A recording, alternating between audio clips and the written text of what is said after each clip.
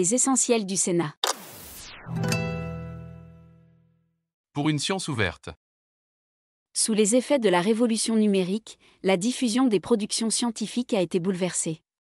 Ainsi est né le projet d'une science ouverte.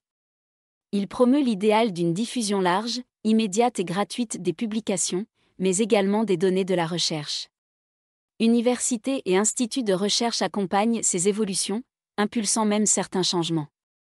Saisi par la Commission de la culture du Sénat, l'Office parlementaire d'évaluation des choix scientifiques et technologiques, l'OPEXT, a adopté, le 9 mars 2022, un rapport pour une science ouverte réaliste, équilibrée et respectueuse de la liberté académique.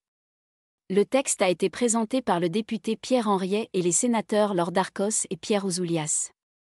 Tout en se prononçant en faveur de la transparence, de l'ouverture et du partage des publications et des données, les rapporteurs estiment qu'il faut bien peser les opportunités et les risques de la science ouverte.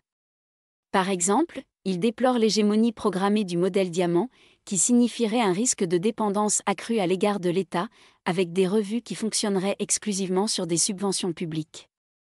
L'OPEXT plaide en faveur d'une politique de science ouverte équilibrée et concertée, garantissant le pluralisme de l'expression scientifique. Cette politique nécessitera une coordination interministérielle plus poussée, notamment entre le ministère de l'Enseignement supérieur, de la Recherche et de l'Innovation, et le ministère de la Culture.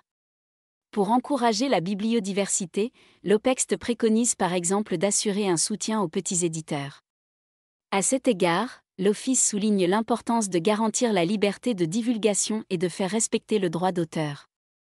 L'OPEXT suggère en outre de prévoir des formations aux enjeux de la science ouverte dans tous les milieux de la recherche. Par ailleurs, les auteurs du rapport jugent utile de réviser les modalités d'évaluation des chercheurs, au profit de critères plus qualitatifs, afin de réduire la pression à la publication. Enfin, les parlementaires rappellent que la réflexion menée sur la science ouverte ne sera pleinement fructueuse qu'à condition de l'intégrer à une réflexion plus large sur la crise du monde de l'enseignement supérieur et de la recherche. Pour en savoir plus, consultez la synthèse du rapport.